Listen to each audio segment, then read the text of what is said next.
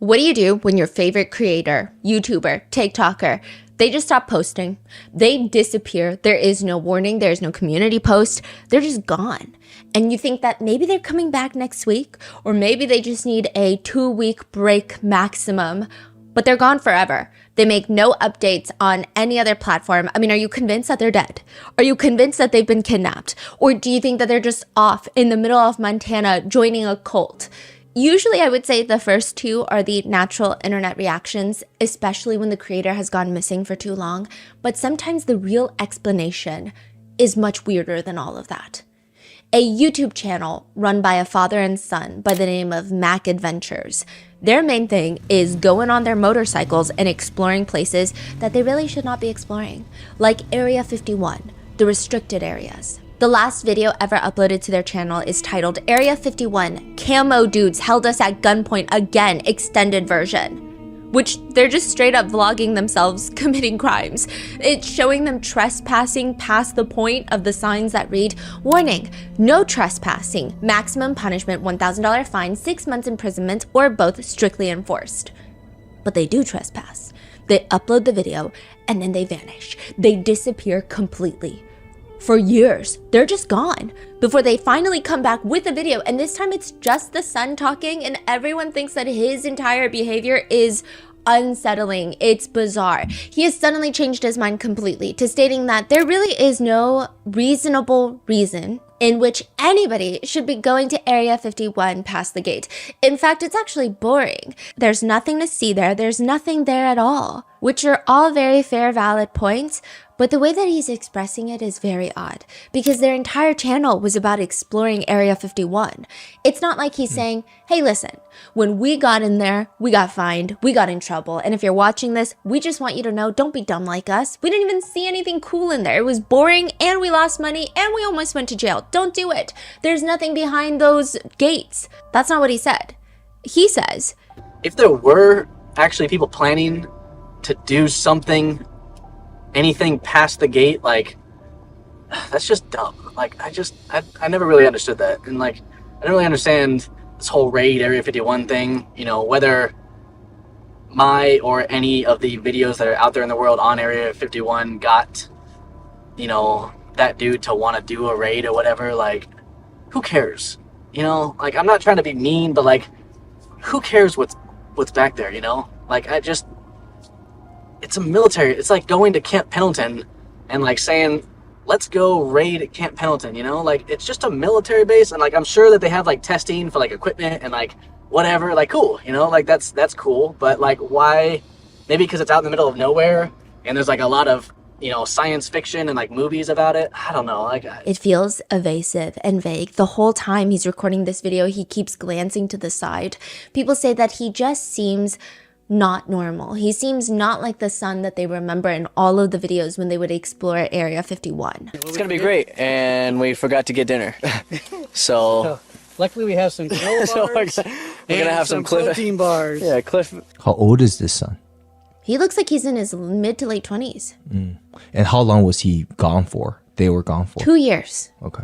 They're gone for 2 years, and then they upload this very strange, hard to put your finger on video about Area 51 and how it's boring, and then they disappear again.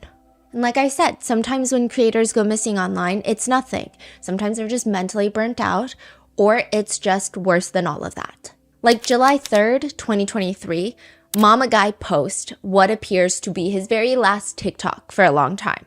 Okay, before Mama Guy. Yes. Are they just gone? The other Yeah, they're channel? just gone. That's it? Mac Adventures is just gone. Nobody knows what's going on. There's conspiracy theories and that's it? We assume that they're safe. We assume that they're fine. They said that they sold their motorcycles because they just weren't into it anymore. So that was their main method of transportation and exploring and the basis of their videos. But they got rid of the motorcycle. So there's really no point in making videos, which then just made everybody even more suspicious. But I don't think that they're in jail. I don't think that they're being held by aliens or any of that. I think they're okay. But just what happened in that 2-year span, everybody's got a lot of questions. And the same thing is happening in real time right now. July 3rd, 2023, Mama Boy, Mama Guy, whatever you want to call him. And this guy is going to be very familiar to you once I start explaining what he does. But he is someone who has over 50 million TikTok followers. 50 million. And he posts what appears to be his very last TikTok for a very long time. This is in 2023. If you don't know Mama Guy, Mama Boy, he's one of those TikTok reaction guys. You see someone doing a hack, like putting a popcorn kernel in the middle of a hair straightener and then watching it pop. And then it's a stitch to a creator testing it out to see if it works. But his whole branding, his whole trademark, and why he's called Mama Boy, Mama Guy by people is when he's scared, impressed, excited, he screams like, Mama! Mama! Mama! Mama! Koreans call it like a really 느끼한 way. Like it's very perverted sounding. I don't know. I don't think it comes across as perverted to people who don't speak Korean. But like I guess in like the Korean humor sense, it's kind of like that I like can see it. 느끼 humor. Very like Yeah, but he's famous. very famous. Was he the number one followed or no? He was the number one followed on TikTok in South Korea aside from celebrities like BTS and Blackpink. So he was number one influencer in Korea. Yes. You can say. But what's crazy is no one in Korea knows him. Really? Yeah, nobody knows who this guy is. In fact, he was invited to this massive award show with Korean celebrities, Korean actors, A-list actors, Korean idols, and everyone is confused about who this guy is and why he's acting a mess on stage. It was weird. That's just so crazy to think like how big internet is now, Yeah. like TikTok and stuff. You can have 50 million followers and nobody knows you outside of it because I've never heard of this guy until this. Really? You haven't heard of him? I think I No. came across a few of his videos before. The way that I would describe his videos is it's feel-good content. It's the epitome of brain rot. If your FYP is as depressing as mine can get, where it's just like a dark hole of political dysfunction and what's going on in the world, you see his video and you're like, oh, okay, I guess a straightener does pop a popcorn kernel. And then you move on. But it's not necessarily riveting. Like, you're not going to go and look for his videos, or at least I don't. He's one of those people. By 2023, he had over 50 million followers on TikTok. He was one of the bigger creators doing this type of content before he just vanishes. There's no goodbye. There's no hiatus notice, no mention of a mental health break. He just straight up vanishes. His last video uploaded is another reaction video. Like, there's no reason for anyone to believe that Mama Guy has been kidnapped by aliens or that something sinister happened to him at Area 51. He just is gone after a very normal post. His fans naturally think maybe it was mental health struggles. But 2 years later, in 2025, he comes back with a statement. It is a long-winded, confusing statement. The statement is in text, right? He's not Yes. talking. Okay. No, there was like a brief TikTok video that he uploaded, but then it got deleted. But it wasn't lengthy. It was him like bowing an apology. It was a mess. It's just text in Korean and in English. He writes, "Hello, to everyone who knows me, I want to express my deepest apologies for the disappointment and hurt that I've caused. I should have shown you only my best side, but due to my poor judgment and mistakes, I caused discomfort to many of you and hurt those involved. I deeply reflect on my actions and offer my heartfelt apologies." In short, he writes, "Since July 2023, I have fully cooperated with legal proceedings related to this incident. After a long and difficult process, I was found not guilty of the major charges that were widely reported." A lot of people are confused at what's going on even. Like, this is a very vague statement. Like, what do you mean that you were found not guilty? And like, what were the charges? You're being very vague. He says that the legal process was long, arduous, terrifying. At first, I was overwhelmed by fear. Some people advised me to admit to the charges, saying it might result in a lighter sentence, even if they weren't true. But after long and difficult contemplation, I realized that what I feared most was not being able to tell the truth. Trying to prove something I haven't done was extremely difficult. I'm truly sorry. And I respectfully tell you that I am not the man who kicked a woman in the video. He is a different person. The video that Mama Guy is talking about is the viral CCTV video from a South Korean essay case. It's called the Busan Roundhouse Kick case, and we've actually covered it. In the lobby of an apartment building, a guy stalks a girl all the way home. They just made eye contact on the street. He stalks her home, approaches her. Before she can react, he spins and kicks her straight in the head. Straight to her skull, knocking her unconscious. He then drags her to the stairwell area where there are no cameras so that he can try to assault her. If you're putting all the information together based off of his statement, it sounds like he was accused legally of being the guy in the video that kicks and essays that woman. He's basically being framed for it. He fights the charges legally, the main charges are dropped, and he fought to prove his innocence, but regardless, he's still very sad at disappointing his fans for not being more transparent and for being gone for the past 2 years. That's the message that sounds like it's being delivered, right? If you know nothing about him or if you know nothing about the case, it would be understandable that that's exactly what happened. Except when you look just a little bit further into it, you realize nobody really thought that he was the guy in the CCTV video kicking that woman. Maybe a few TikTok accounts, but this was not a widespread belief. Because that guy was caught, correct? Yeah. Like we talked about it. He was caught and everything. He was caught. Yeah. And even if you just look at the figure of both of them, it's not him. This is not a widespread belief. Nobody really thought he was the guy in that video until he posted the apology statement. I found more comments saying, hey guys, remember when everyone thought he was the guy in the video? He's not. Versus, this is the guy in the video. Yeah. I would say like 95% of them are these clarification comments. Crazy. And that's when the videos start popping up of people saying, see, look, this guy has a tattoo on his arm in the CCTV camera of the elevator bay and Mama Guy does not. It almost feels like Mama Guy is the one spreading this rumor that people thought that he was the one in the CCTV video. Which, why would he do that? State a rumor that nobody really believes and then disprove the rumor that, again, nobody really believed in the first place? Why would he do that? It just doesn't make any sense. Why bring attention to it if it's not even true to begin with and nobody was talking about it? Well, maybe it's because he's hiding something bigger. Maybe what he did is worse than being accused, falsely accused, of being the guy in the viral CCTV video. This is the case of Mama Guy, or Seo Won-jung, the Korean TikToker with 55 million followers, who was found guilty of sexual assault and has now come back online and convinced his followers that he's innocent. He's convinced people to support a fully convicted rapist so that he can go back to posting TikToks. And it worked. And it's working. We would like to thank today's sponsors who have made it possible for Rotten Mango to support the Joyful Heart Foundation. They're working to transform society's response to SADV and CA. This episode's partnerships have also made it possible to support our growing team, and we'd also like to thank you guys for your continued support.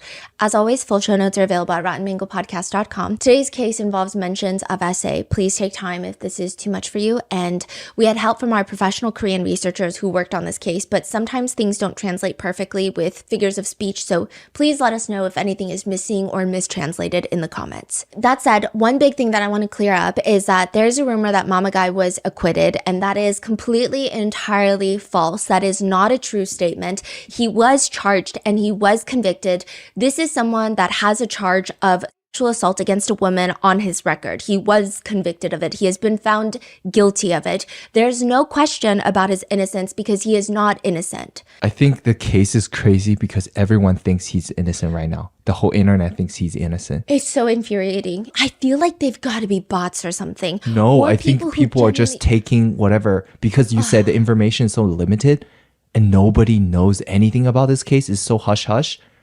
Right? Is that what's going on? Yeah, and he's such a blatant manipulator. He has no shame. He has no shame at trying to twist words and twist his apology statement to make it seem like he's innocent. I genuinely have a personal, deep-rooted disliking for this guy, and I don't know, it's definitely not just me, because my Korean researchers and the whole RM team have made it our second hobby now, aside from RM. If he ever is trying to do merch, if he's ever trying to have a video game, because this is what he was planning to do before he got convicted of SA, oh, you better believe we will be on the front line saying something. The way that he is so blatant about his lies and manipulation is something that I haven't even seen before. I feel like you see celebrities who are accused of crimes all the time and they try to make all these stupid statements of how remorseful they are. And it's kind of annoying because you can tell that they're not remorseful in any sense of the word. The statement itself is like, oh, I feel so remorseful and ashamed. But his statements are so blatantly, it makes me so angry. Yeah. With that being said, let's get started.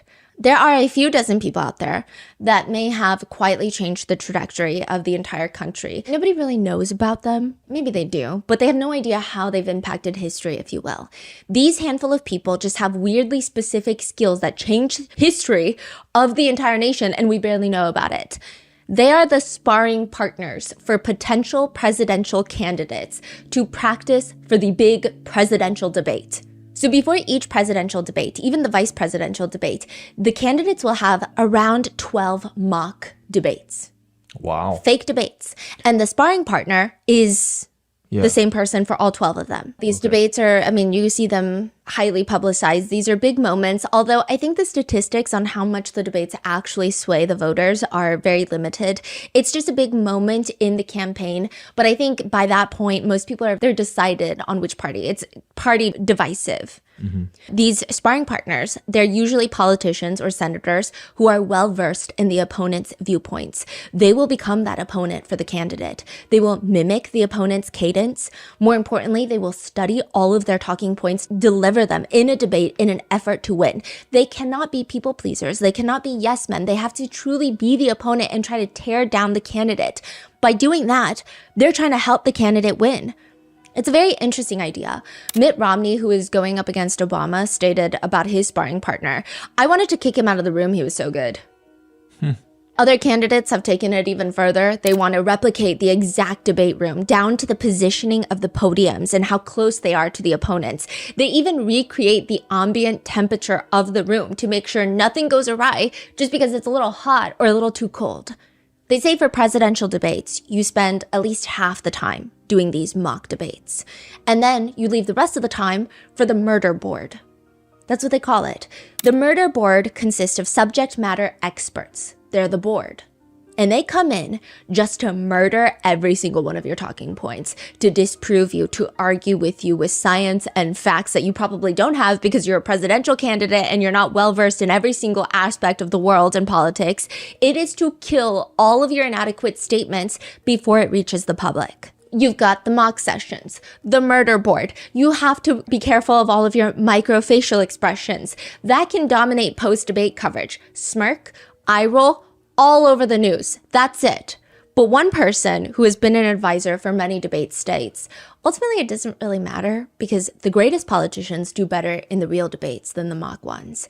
The greatest come alive when the stakes are high. They want that pressure. That's when they actually do their best.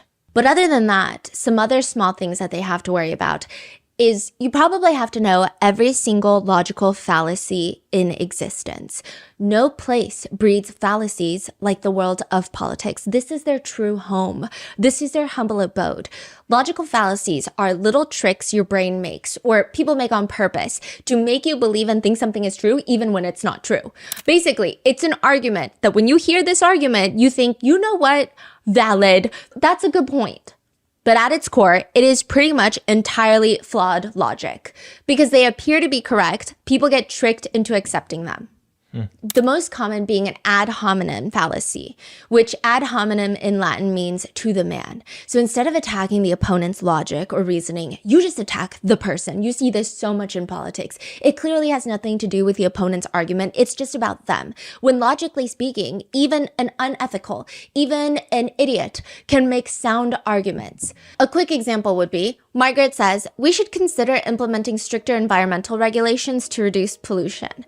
Jacob argues, why should we listen to anything you say? You're not an environmental scientist. When have you ever cared about the environment? I heard you can't even keep a house plant alive. And I guess you could argue, if you really must, that subjectively maybe these are good points. However, it's ad hominem fallacy. Margaret never claimed to be an environmental scientist, nor is expertise required to make a valid argument here. There is no proof being brought up that she doesn't care for the environment, and her affinity for overwatering her succulents has no correlation to her statement, so this is just kind of a dumb argument. It's kind of like if you say, my friend tells me to eat clean every day, but she never eats cleanly, therefore her advice is not worth listening to. Is the friend annoying? Yes. However, the friend's failure to eat cleanly does not really negate the evidence supporting benefits of eating well. Or there's a straw man fallacy. This is when someone's brain shuts down at the idea of processing even an ounce of nuance or context. Someone who will go empty behind the eyes when something is not black or white. It's I wish you could help me more with housework. So you're saying I do nothing around the house? Then why are you even dating me? I don't want to go to dinner tonight. You never want to do anything with me. You literally hate spending time with me. We need to increase funding for public schools. I mean, how do you disagree with something like that without seeming like a education hater or a certified dummy? So you say, my opponent wants to throw unlimited money at schools with no oversight, no accountability, and he wants to do that with taxpayer money. That's not at all what they said. Essentially, you're exaggerating someone's point and then disproving the exaggerated point or finding issue with this exaggerated point. The position being attacked is not the position the opponent actually holds. But these things work, Yeah. right? Oh, yeah. That's what they do. Mama Guy is going to employ multiple of these. His favorite is going to be the red herring fallacy. Red herring is a type of fish that has a very pungent odor.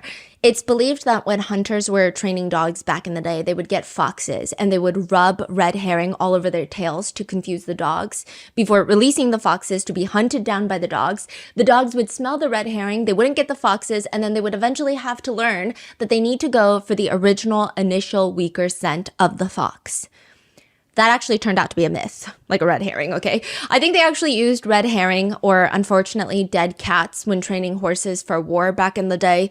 It was to train them to be able to withstand chaos and the scent of death while everyone's dying in war. Regardless, a very depressing origin. But to put the red herring fallacy simply, it's when irrelevant information is introduced into an argument to divert attention away from the actual issue that needs to be discussed. For example, let's talk about Chris's misuse of campaign funds.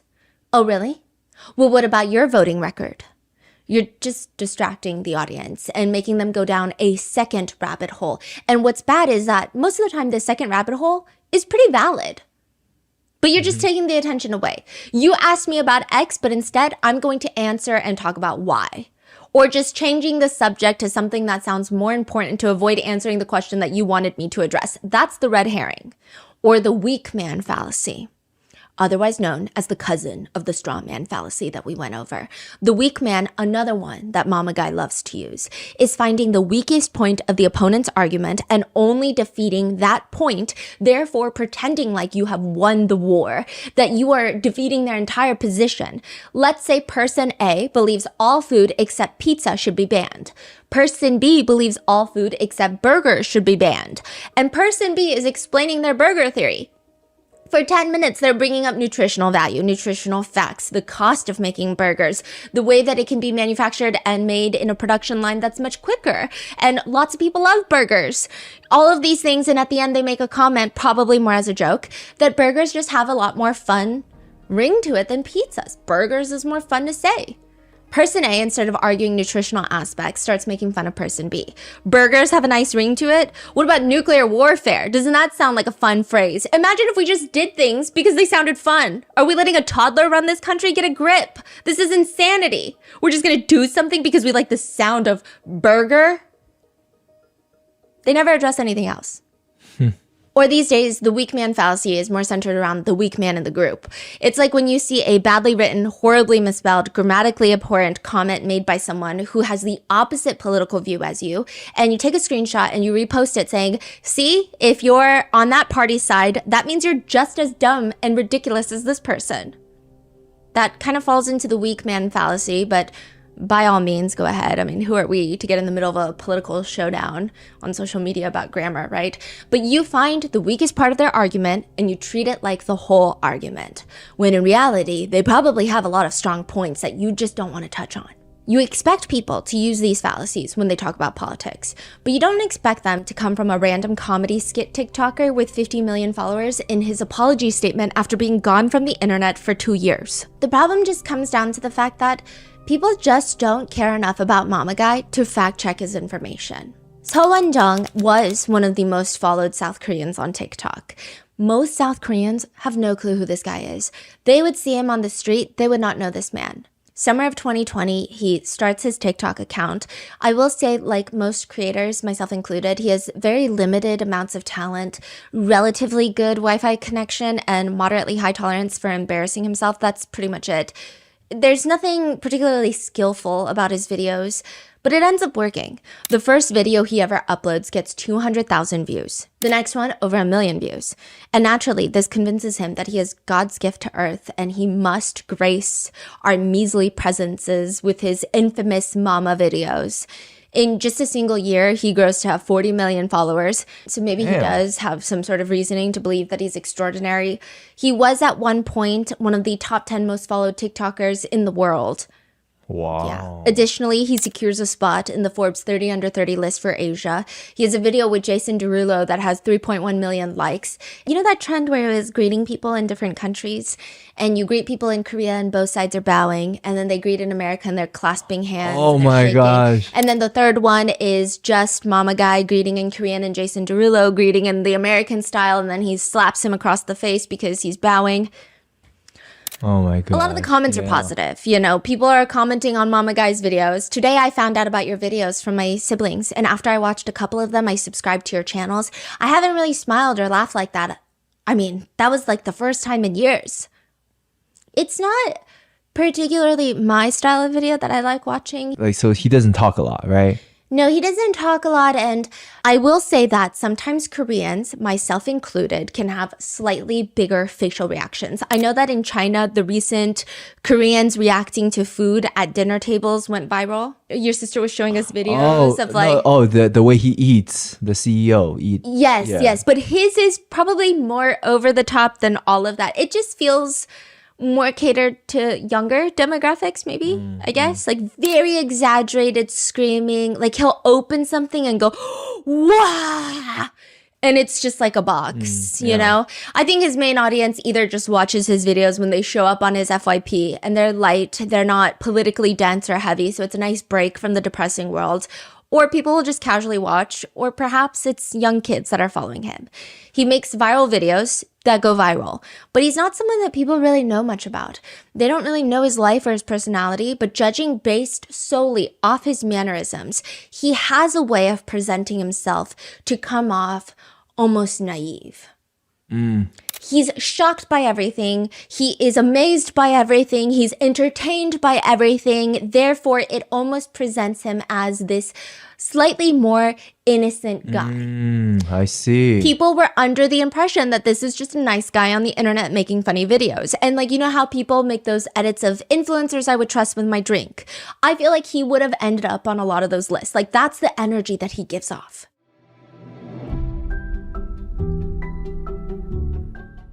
We're getting closer and closer to the reveal of our new special project. And if you have been listening closely, you might have an idea of what we've been hinting at. After being able to share Grandpa Mango's limited edition art with all of you, it was through Shopify that we were able to make his lifelong dreams come true. It was such a good handful of years ago when we basically had zero experience in small business and online sales. It was overwhelming to even get into it, to see how we can make this happen for Grandpa Mango to fulfill this life goal of his. And then we found Shopify. They were just able to make it happen, and they can do that for you too. Shopify is the leading complete commerce platform that lets you start, grow, and manage your very own business. You can create and customize an online store, sell on the web, online, social media, pop-up shops, and even brick and mortar locations. Not only that, you can also manage your products, your inventory, your payments, and shipping all through Shopify. I've had the pleasure of meeting so many of you guys whenever we travel or go to New York, and I just want to say some of you guys are literal artisans. I couldn't even dream of making some of the one-of-a-kind pieces that you guys spend so much time making. You guys make stickers, stationery. I've seen clay figurines. I've seen one of you guys out there makes like the most beautiful plates, and you guys DM me pictures of plates that were inspired by like my dog. And I have been on this kick of seeing what you guys are able to create. And I'm just telling you, I wouldn't recommend Shopify if I didn't mean it. They are so user-friendly and great for anyone looking to start an online business. Get all the big stuff for your small business right with Shopify. Sign up for your $1 per month trial and start selling today at shopify.com/rotten. Go to shopify.com/rotten. Shopify.com/rotten.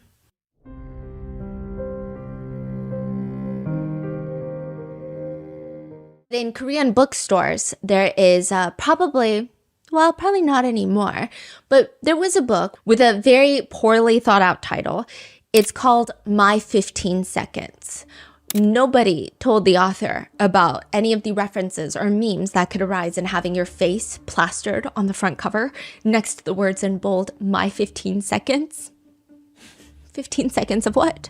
You know what? Or it could mean my 15 seconds of fame. Both could be applicable because this is Mama Guy's book that was sold in Korea.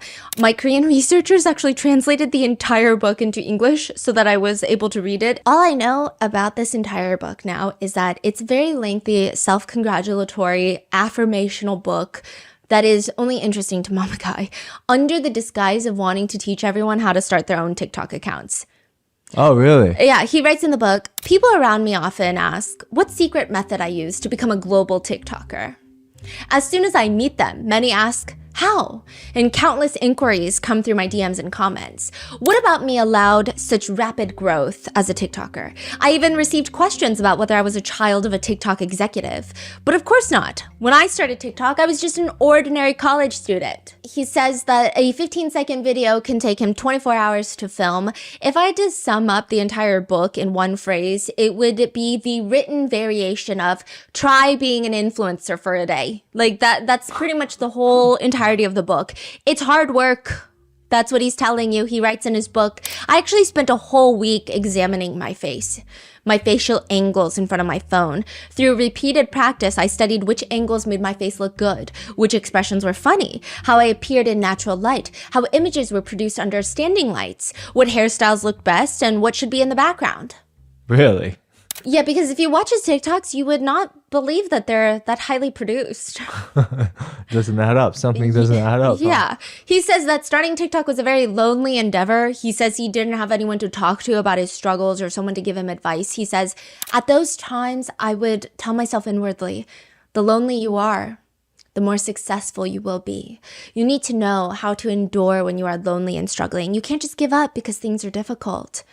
He has one chapter in his book that's just titled, I want to create a good culture and environment.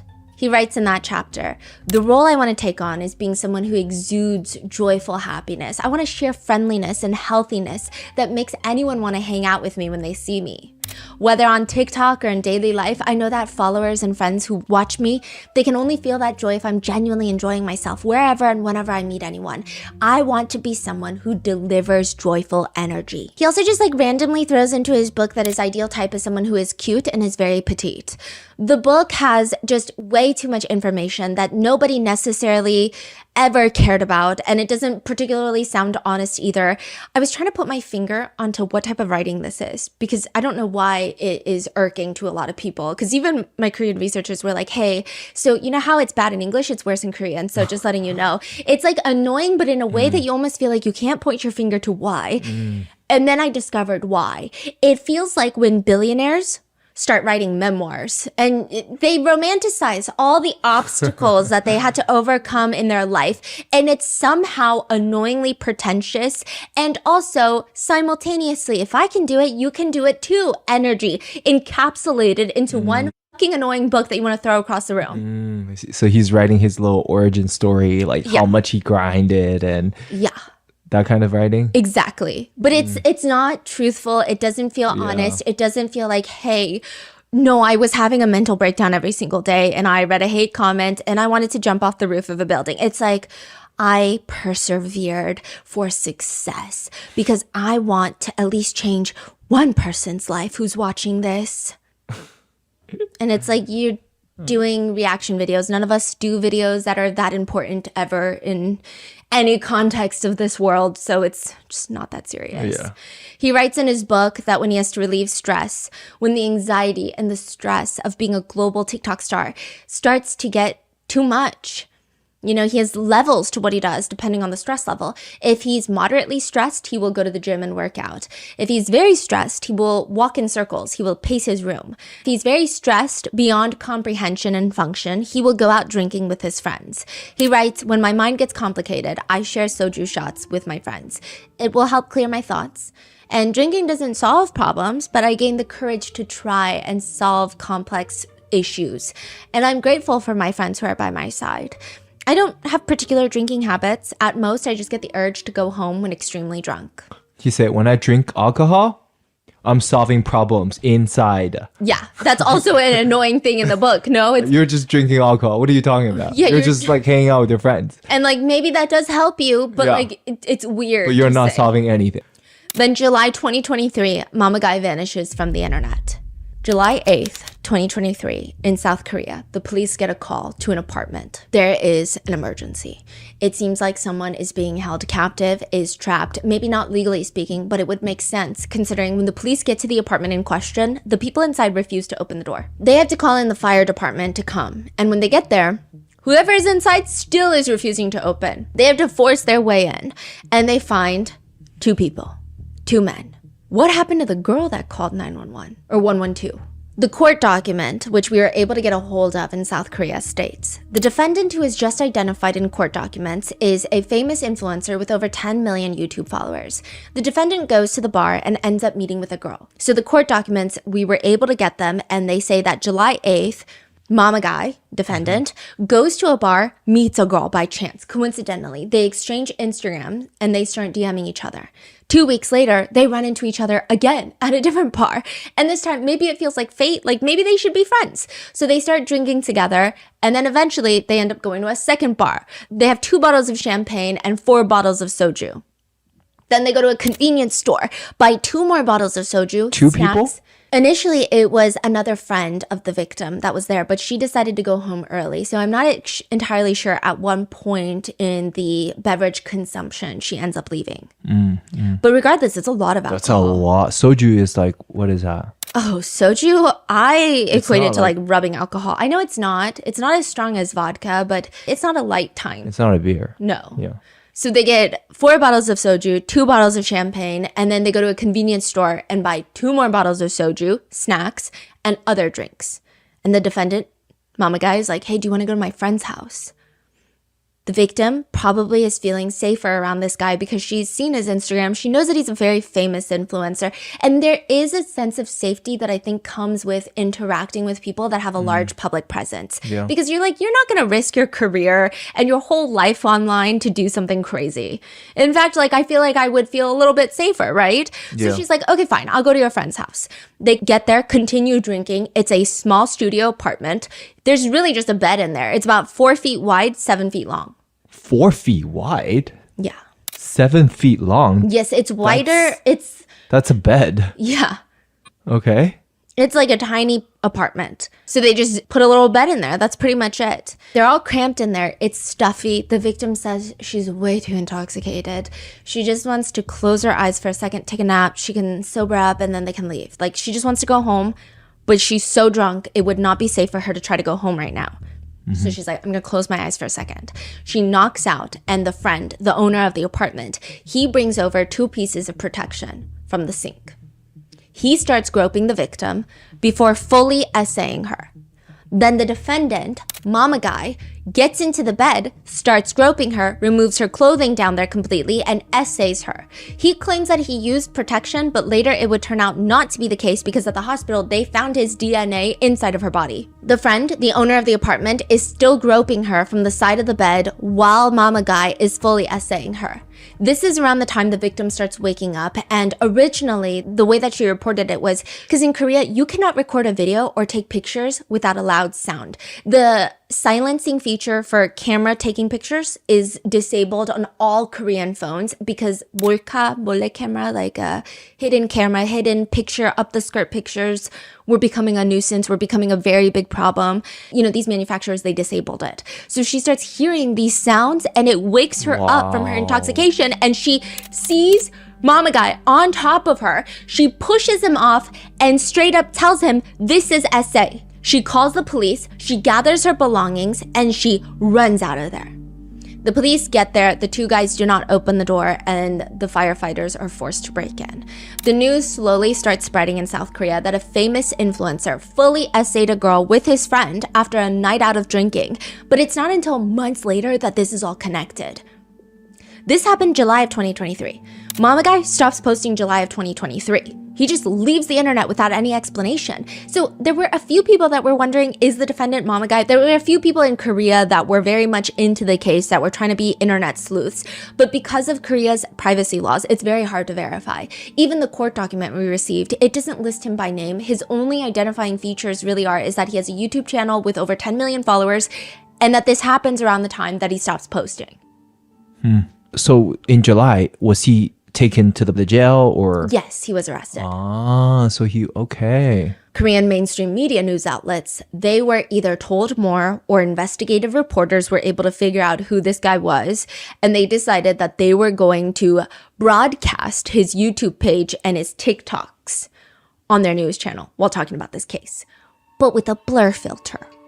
So you see someone's TikToks and YouTube videos playing in the background while the news anchor is saying, a man in his 20s with tens of millions of subscribers on YouTube and TikTok recently, suddenly suspended all of his activities. Our investigations have confirmed that he has been brought to trial on charges of sexually assaulting an intoxicated woman with another man. He has even appeared on TV programs as his subscribers reach tens of millions of followers. Technically, it could be anyone because it's blurred footage, but only technically. You can clearly tell that this is Mama Guy, even through the blurred footage. His hair, his video style, his head shape, pretty distinct. His hairstyle is the butt crack hair, is kind of like how you call it. The butt crack hair where it just splits perfectly in the middle, like butt curtains. His hair is like pretty distinct. He has curtain bangs looking like windows into his empty skull. And the way his body moves, his mannerisms in his videos, people were very quickly able to cross-reference the blurred videos to the real videos, and it's very much him. Coupled with the fact that he's on hiatus, it is certain that the essayer is Mama Guy. Subsequently, and pretty swiftly, his TikTok account is banned, but his YouTube channel, the original one, is still up. The comments read from that time, he's the person I would least imagine to do what he did.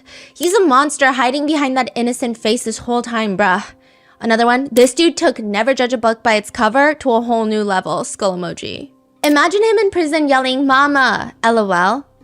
No, now he's saying daddy in prison. One comment in Korean just reads, live long and always be sick. Nobody thinks that this guy's ever coming back. That's pretty much the end of the Mama Guy lore. He's essayed a girl while she was too intoxicated to consent. He's been convicted. Long live justice, and may he rot in the Korean prison system. Until he does come back. 5 months ago. May 27th, 2025, he posts a long-winded statement almost 2 years after disappearing. And his full statement reads in full, and see if you can spot out all the ways that he's framing the story to make people believe that he's innocent, because it's a masterclass in shameless manipulation of facts. The statement is translated to English to read, hello, this is Ox Jung, so Seowon Jung. To everyone who knows me, I want to express my deepest apologies for the disappointment and hurt that I've caused. I should have shown you only my best side, but due to my poor judgment and mistakes, I've caused discomfort to many of you and hurt those involved. I deeply reflect on my actions and offer my heartfelt apology. Over the past year, I've spent a lot of time looking back on myself and facing the consequences of my actions. I was able to grow because of your love and support. Thanks to you, I was given many meaningful opportunities and experiences, but I brought everything down with my own hands, and I let you down. Since July 2023, I have fully cooperated with the legal proceedings related to this incident, which he has, by the way. He argued in court during the original trial that the victim consented to the essay because he saw her open her eyes. That's crazy. So he say eyes open. She consented. Yeah, and she made noises.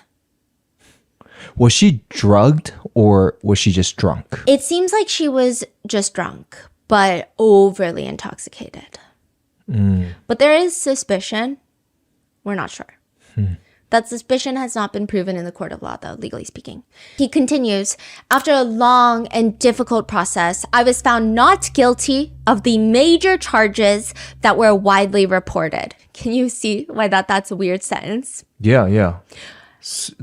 First of all, what major charges is he talking about? Exactly. Okay, so the major charge that he's talking about, when he says I was found not guilty of the major charges. That makes it sound like the worst charges, the essay charges were dropped because those are the most major charges, right? But then he adds that were widely reported. So in the very beginning, when this case erupted, it was reported that he was filming the assaults. So a lot of the attention was on, and he filmed it because he's a content creator and he's filming things like this. See, that's what I thought. Yes, that was dropped. The essay charges are still there, and he was found guilty of them. But I thought he only was charged for filming. I didn't even know that he was assaulting. Oh, yeah. Oh, it gets crazier. It gets crazier. So he's saying, I was found not guilty of the major charges that were widely reported. So it's not the major charges in general, it's that were widely reported. Wow. He says, I never filmed the other party. The investigation was closed without charges. And again, the investigation was closed without charges only pertains to the filming charge. Wow. Only the filming charge. He says, the claims about unlawful confinement. So originally, like I was saying, it was reported that some media outlets were also based on misinformation of they wouldn't open the door for the police. So a lot of people thought the victim was in there with them. So they're like holding her captive and won't open the door. He's saying, well, that was misinformation. It doesn't matter. Yeah. He's just pointing out all the things that's the rumors that are false. Yeah. I mean, technically she left before they refused to let the police come into the apartment, but that's not why people hate you. Yeah. You know, this sounds like this has to be crafted by a lawyer too. Yeah, so we reached out to his agency for comment. Our Korean researchers are incredible. I love them. But they didn't respond. We've been like hounding them. Yeah. Because it seems like every wording is legally correct. Yes, it's legally correct. And I say this with as much disrespect as possible. I don't think that he is anywhere near competent enough to craft a statement like this. Yeah.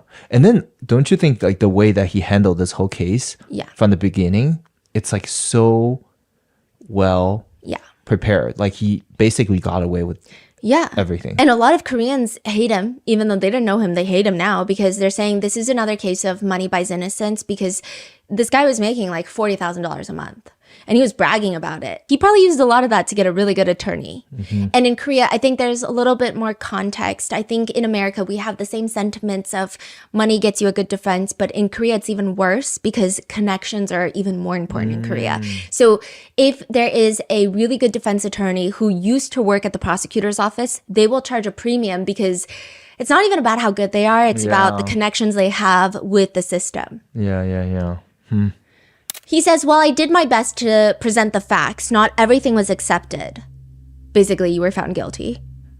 And I received a suspended sentence for a part of the charges. He says a part of the charges as if the charges that he was found guilty of was not the most important charge. He says, I was also able to communicate with the other party. He doesn't say victim. And bring the matter to a respectful close. So again, in Korea, another thing is it's so hard to get essay charges concluded that victims will settle to get any sort of financial compensation because at that point it's like, what else am I getting out of this? It's not like you're going to go to prison for a very long time because the justice system is the way that it works. So you might as well get something to help with your trauma and healing, maybe for therapy, maybe for health checkups, like whatever it is, right? So this is a very normal thing, but he acts like I was able to bring it to a respectful close. Like we both agreed upon something. Once again, I want to express my sincere apology to everyone who is affected by this situation. At first, I was overwhelmed by fear. Some people advised me to admit to the charges, saying it might result in a lighter sentence, even if they were true. But after long and difficult contemplation, I realized that what I feared most was not being able to tell the truth. But I did everything to clarify the truth, including voluntarily requesting a polygraph test and even preparing a reenactment video. Side note, polygraphs are notoriously inaccurate and that's why they're not used in the court of law in the States. But he continues. During the appeal trial, a cross-examination was scheduled but couldn't proceed due to the other party's absence. Because the victim of SA did not want to show up to be cross-examined. Still, I did my best to prove my innocence. It was a long and disorienting time, so much so that I even began to question my own memories. Throughout it all, I had the chance to reflect. I was careless and my actions led to all of this. I failed to live up to my own standards and hurt many people along the way. I take full responsibility for the consequences of my poor judgment and thoughtless behavior, and I deeply regret them. This is so crazy. Poor judgment is a very low-level word to place on something as devastating as essay. He continues, I take all your criticism and disappointment to heart, which again makes it sound like he's being canceled online for a social issue rather than a literal crime against women. He continues, when I first started creating content, my only wish was to bring comfort or strength to even just one person. I once met a student who told me that at a moment when they were considering self-exiting, they happened to watch one of my videos and laughed, and that laugh gave them the will to keep going. They told me that I had saved their life. I now understand more than ever the weight of the responsibility I should have carried from the beginning. This experience has truly helped me rediscover what truly matters. From now on, I will live with greater responsibility and do everything I can to ensure something like this never happens again. To everyone I've hurt or disappointed, I offer my sincerest, heartfelt apology. I am truly sorry. And I respectfully tell you that I'm not the man who kicked a woman in the video. He is a different person. What's crazy is this part where he says that he's not the man in the video that kicked the woman, the Busan roundhouse kick. He doesn't say that in the Korean version of his statement. It's only in the English one. So everything else is exactly identical except that final statement. Because if he put that in the Korean one, every single Korean would go, what the f are you talking about? Shut up. Like, no one was thinking that. They would be genuinely upset. And that's what a lot of Koreans who also understand English are writing in the comments. Like, shut up. What are you talking about? Wow, he is really good at this. He's throwing in the CCTV video of the Busan roundhouse kick. No way. Yeah, well, he didn't link it, but he's throwing that in saying, that's not me, to make that the red herring of the conversation. Yes. This video was never even tied to this case. We did an episode on that video a long time ago. At no point ever did anyone say, wait, is that influencer with 55 million followers on TikTok that screams mama? Yeah. Even when Mama Guy's sexual assault case came to light, nobody thought it was him in that video. Maybe like one or two people that were making like AI generated slop content on TikTok that just wanted to get random, like, you know how those weird videos have been going viral recently? I didn't even see one that went viral. I couldn't even find many of them or any of them. All I see are people saying, hey guys, he clarified it's not him.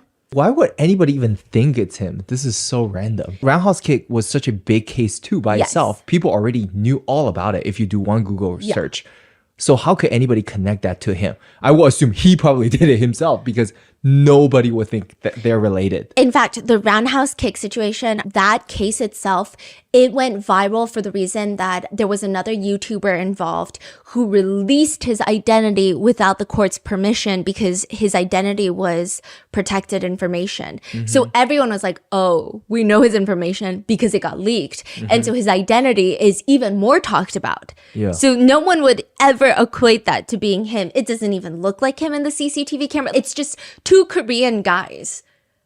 Like for someone to genuinely believe that, even before he made this statement, you'd have to be not a great fact checker or a Googler, and you may be racist a little, okay? Like that, there's just no way. It's very much, hey, this random thing that nobody thought was me, let me tell you it wasn't me, so that's all you talk about. And it's working. People are fighting in the comments. Okay, there's lots of people in the comments saying he's innocent. And when people say, no, he's not, he's literally not, people will fight back and say, the guy in the video has a tattoo on his arm and Mama Guy doesn't. Wow. Then you have the weak man fallacy. He's boiling down his entire essay charge just to the fact that he didn't film the assault. And he's acting like that's the main point. He's choosing the weakest charge that he was not convicted of and disproving it. It does not mean that he wasn't charged and convicted with essay. Just the wording itself, I think, are terrifying. Like these phrases, I was found not guilty of the major charges that were widely reported. I never filmed the other party. I take full responsibility for my poor judgment. I received a suspended sentence for a part of the charges. I did everything I could to prove my innocence. So if he was found guilty, did he serve time? What was it? Okay, that's another reason why I think that a lot of people are genuinely believing that he's innocent. And okay, my thing is, if you read his statement and you believe he's innocent, I think that's a reflection of his shameless morality. I think that's on him and everyone should hate him for it, is my opinion. However, I think if you are going there and you keep defending him in every comment section, and when people are informing you, you need to look into it. And then I see some of his fans, I guess, that are like, no, but he's innocent. He said so.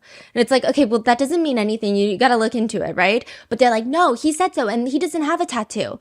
Those people, I don't understand. The reason that I think from the surface level, he appears to be innocent is because in America, you typically don't get a suspended sentence for SA charges. Whereas in Korea, you do. A suspended sentence means, hey, I'm going to give you a year and 6 months. However, it's going to be suspended. Meaning in the next 2 years, you're going to be free. But if you commit any other crime, straight to jail for a year and 6 months. That's crazy too. So because he's free, people think that he is innocent. It worked so well that the top comments on that post are, this has to be the most incredible apology someone could ever make. Another one reads, bro, crazy. We were all hating him for the thing he didn't do. After reading this, I don't know why. I'm crying though. Don't know how much, like how bad he felt by everything. Another one reads, for 2 years, you fought to claim yourself not guilty. Wow. And this apology post is way more better and personal than other apologies. You wrote it in 2 languages. 2. And I also couldn't believe that you were not guilty. I think this is the most honest and respectful and responsible apology ever. Another one says, the guy who kicked the girl in the video has a tattoo while you don't. He's not guilty, guys. I missed you. I'm glad you're back. Out of every YouTube apology I've ever seen, this is the most honest and most sincere, good job, man, apology accepted. No, you don't have to be sorry. Social media does.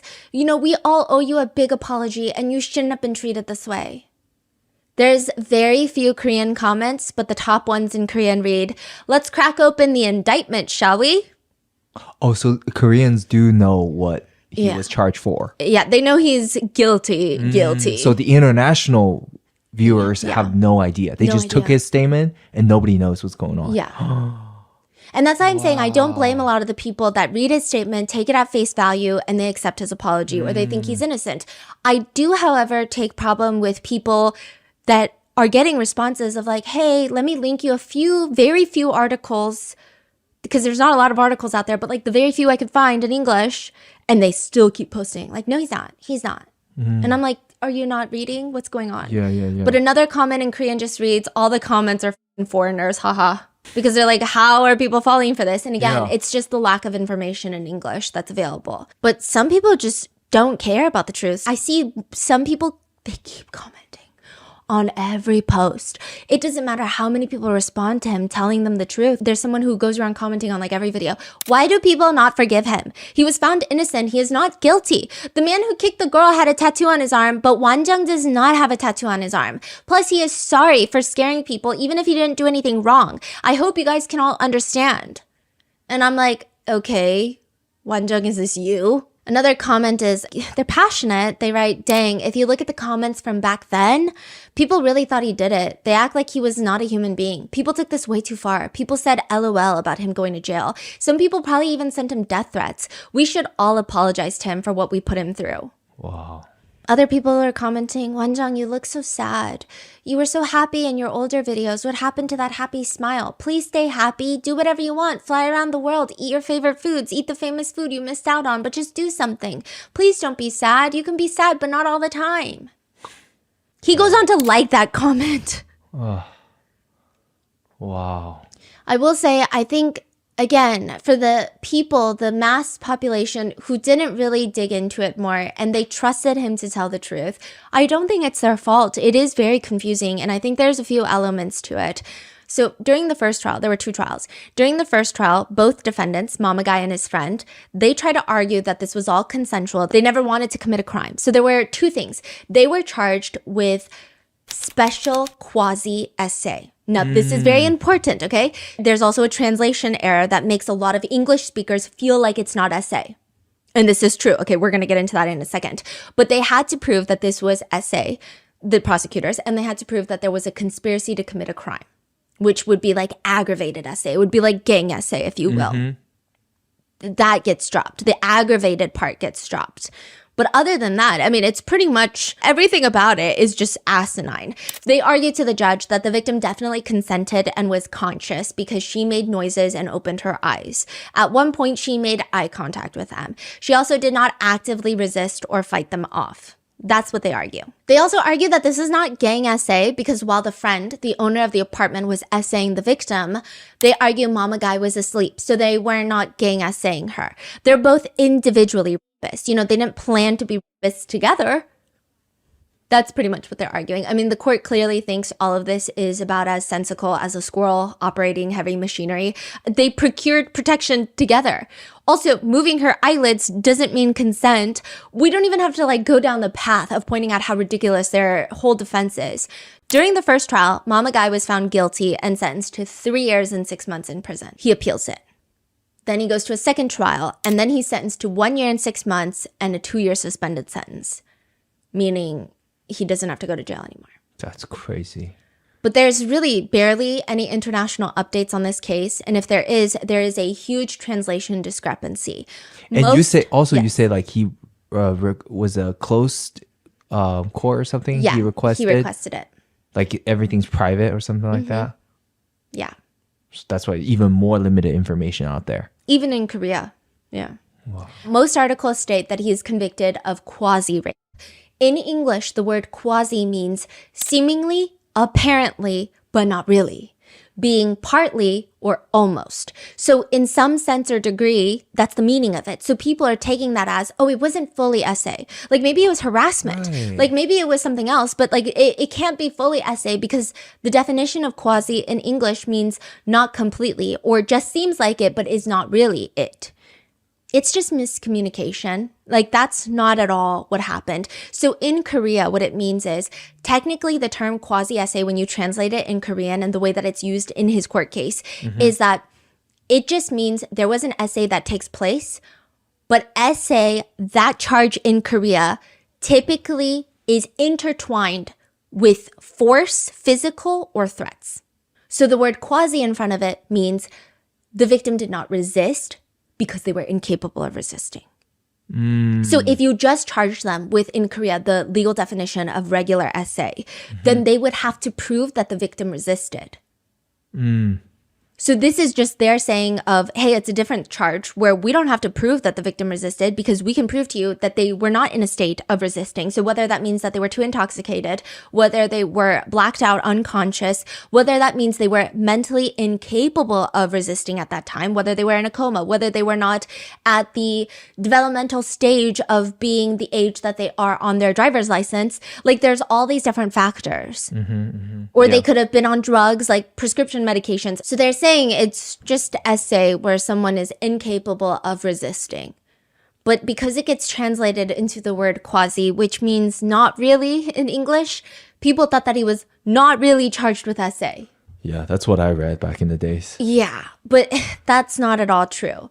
And then he goes on to argue that the major charges that were widely reported were dropped. Those are the filming charges, because remember, she had originally stated to the police that she heard some sort of recording noise.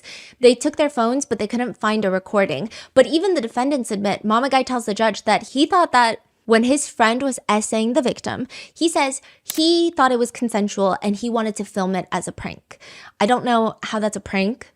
That's crazy. Yeah. But he himself stated that in the court. Then there's an argument that his charges were lowered, which they kind of were because initially he was convicted of, I guess, the aggravated version of conspiracy to commit. But that gets very complicated in the court of law, and they were already going to get him for the essay charges. So they do end up dropping that. But still, it's full-on essay charges, full essay charge. Making this entire situation even more unfortunate is that there's a lack of media coverage on the case, even in South Korea. Nobody really knows him in South Korea, and if they do, they don't really care about him, which seems to have always been a sore spot for him. He writes in his book, I'd established myself as a TikToker with the third largest following in Korea after BTS and Blackpink. With the title, Korea's representative TikToker, feels somewhat burdensome to me. I clearly feel pride and responsibility as a short-form creator in Korea. And then he gets kind of uncomfortable when he goes on these reality shows and nobody knows who he is. So because of that, the lack of coverage and the mistranslation of the words and the fact that South Korea does offer suspended sentences to convicted essayers, he uses all of this to trick his audience into thinking that he's a good guy. Something to note is that he is restricted from working in facilities that deal with children, youth, and people with disabilities. But I would say that a lot of his TikToks are targeted towards younger kids, which is terrifying considering how hard that is to regulate. And just generally speaking, this is not particularly a defensible person. He's just not that special. And again, I mean that with so much disrespect and rudeness. I disliked him even more after reading a book that he had written to showcase how good he was. Mm-hmm. And I end up disliking him more. So much of this book was just a back-patting session. It's subtle. I mean, one or two, you won't notice it, but it's practically on every page. And maybe it's a cultural thing. I think if you're familiar with East Asian culture, you can see the annoyance perhaps seeping through the pages a little bit better, but it is the worst annoying way of bragging. I would just rather someone come to my face and say, haha, I'm better than you, and spit in my face. That would be more refreshing than whatever this dumpster fire of a book is. He writes, according to my mother, I walked and talked unusually early, but in my memory, I was just an ordinary kid who listened well to my parents. I received quite a few awards in elementary school. My grades were always good, and I had a talent in arts and physical education. So I remember receiving many awards each year that made my parents happy, from excellence awards to writing competition awards. But while doing TikTok, my luck with awards exploded. TikTok Korea gives awards every season based on domestic and international views, combined with share counts and video upload frequency. They announce top rankings by category monthly and select first place every 3 months. In these TikTok Korea Creator Awards, I have constantly been selected as first place. Nobody knows you in South Korea, but go off. I was a boy with many dreams, from boxer to singer. I never easily gave up on my dreams. Good for you. You are neither a boxer nor a singer, so I guess you did give up. In middle school, I ranked 3rd out of 230 students, and in high school, I ranked 7th out of 550. So I wasn't someone who couldn't study or did poorly, but my dreams were always a little bit different. Let me guess. To help people. Yeah. Many people praise me as someone who's achieved their dream as a TikToker, but I'm still dreaming. Ugh. In my freshman year of college, I hung out and drank with classmates just like everyone else, but they were surprised when I achieved a 4.5 GPA, calling it a plot twist. I was the type to play hard when playing, but concentrate intensely when studying, even staying up late. He also goes on a multi-page tangent, seemingly taking shots at students who take part-time jobs working at cafes and tutoring because that's easy money. He says he wanted to experience hard work, which is why he wanted to build thick skin and take jobs working at construction sites or popping rice crackers on the street. He then goes on to rant about his time during the military conscription that every guy in Korea has to enlist for a mandatory 2 years minus few exceptions. He says that he wanted to, quote, I felt that I should take away something more from military service. I headed to the fitness room. I picked up dumbbells with the mindset of just trying something. I exercised consistently and really hard. And he says the month that he was discharged from the military, he does one of those bodybuilder profile photo shoots showcasing his physique. Even that, he has a very holier-than-thou explanation. He says, rather than taking photos for the purpose of keeping them, I wanted to remember the thrilling experience of overcoming my own limits. People might just glance at the photo on page 148 of this book, thinking, 완전 man, nice body. But to me, it is an intense record of overcoming my personal limits through pure effort. Bro, what is he saying? I don't know, but even my dad was jacked after the military service. Like, I don't know what he's talking about. Everyone gets jacked after the enlistment. Yeah. And it's also like mandatory. It's not really something to write home about or dedicate a whole page for the picture in your book for. I know it sounds like I'm nitpicking, and maybe I am. He sounds in like a hindsight. pick me, like so annoying. I feel like it's especially what kind of person he is. Like you just know. That's what I'm saying. He's full of himself. He continues to complain. It's always half woe is me to don't worry guys, I'm saving the world with my TikToks. I do think that his crime is definitely tainting my perception, because had I not known what kind of person he was, maybe none of this would strike me as annoying, or maybe I would just say, oh, it's maybe not my personality type to be friends with him. I just imagine this kind of condescending attitude seeping into the trial, the way he even settles with the victim or was talking about the victim, talking to the victim, his arrogance and not opening the door for the police when they get there. All of these traits, I think in hindsight, make him entirely metaphorically punchable. He says, while my friends say it's unbelievable that I've become a world-class TikToker, they really support me and say it's cool. They say, I knew you would do well at whatever you tried. When I'm with my friends though, I'm just 27-year-old Seowan Jung who wants to live an enjoyable life. He says after he won the TikTok Gold Award from the TikTok headquarters, which is like, I guess like a gold play button from YouTube, which like, it's exciting, it's fun, it's great. But he said, I really felt the weight on my shoulders. It was an unavoidable weight of having to continue to living up to Wanjung and that name going forward. Nobody knows you, dude. Like, he is so annoying. Very applicable, I guess, but like, maybe understanding train of thought. Everyone has pressure at whatever they do. However, no one, including myself that makes videos for the internet, should ever, in any situation, take themselves this seriously. Like the weight of the world on his shoulders after getting a gold award from TikTok is... Another one reads, if there's a friend who doesn't know what to do right now, I'd like to tell them to do what they love most. My case isn't a case of success without effort. There were many lonely times. Sometimes it was a solitary work, pioneering a path no one else had walked. But because I loved what I was doing, what I loved, even that loneliness was bearable and that hardship was enjoyable. I didn't really have role models.